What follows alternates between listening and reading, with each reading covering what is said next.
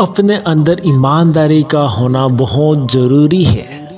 अगर हम खुद के साथ ईमानदार हैं तो जीवन के किसी न किसी पड़ाव में सफल हो ही जाएंगे। गुड मॉर्निंग फ्रेंड्स, आज फिर से आपका new day with new life में स्वागत है। यदि आप हमारे चैनल पर नए हैं तो ज़रूर हमारे चैनल को लाइक और सब्सक्राइब करें और हर दिन सुबह में एक नई कहानी के साथ मोटिवेट होते रहें। आइए शुरू करते हैं आज की कहानी। आज की कहानी एक ईमानदारी के ऊपर है। काफ़ी समय पहले की बात है। प्रतापगढ़ नाम का एक राज्य था। वहाँ का राजा बहुत अच्छा था, मगर राजा को एक सुख नहीं था, वो यह कि उसके कोई भी संतान नहीं थी और वह चाहता था कि अब वह राज्य के अंदर किसी योग्य बच्चे को गोद ले ताकि वो उसका उत्तराधिकारी बना सके और आगे की भागदौड़ को सुचारू रूप से चला सके। और इसी को देखते हुए राजा ने राज्य में घोषणा करवा दी कि सभी बच्चे राजमहल में एकत्रित हो जाए, और ऐसा ही हुआ। राजा ने सभी बच्चों को पौधे लगाने के लिए भिन्न भिन्न प्रकार के बीज दिए और कहा कि अब 6 महीने के बाद मिलेंगे और देखेंगे कि किसका पौधा सबसे अच्छा होता है। महीना बीत जाने के बाद भी एक बच्चा ऐसा था जिसके गमले में वह बीज अभी तक नहीं फूटा था, लेकिन वह रोज़ उसकी देखभाल करता था और रोज़ पौधे को पानी देता था। देखते ही देखते 3 महीने बीत गए। बच्चा परेशान हो गया।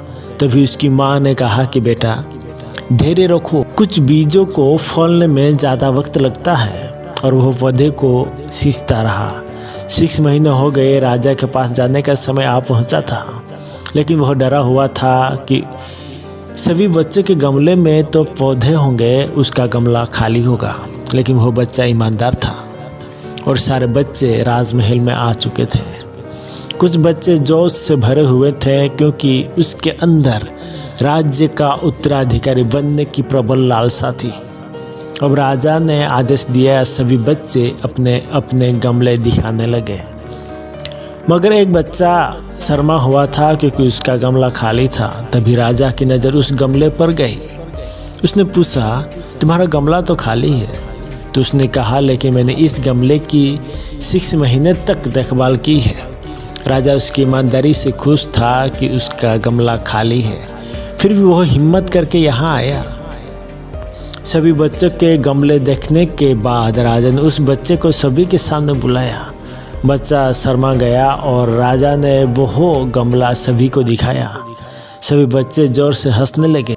राजा ने कहा, शांत हो जाए, इतने खुश मत होइए। आप सभी के पास जो पौधे हैं वो सब बंजर है।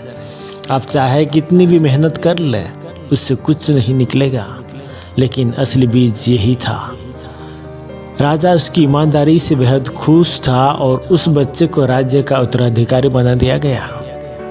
लेकिन हमें इस कहानी से क्या सीख मिलती है? हमें इस कहानी से यही सीख मिलती है, अपने अंदर ईमानदारी का होना बहुत ज़रूरी है। अगर हम खुद के साथ ईमानदार हैं तो जीवन के किसी न किसी पड़ाव में सफल हो ही जाएंगे।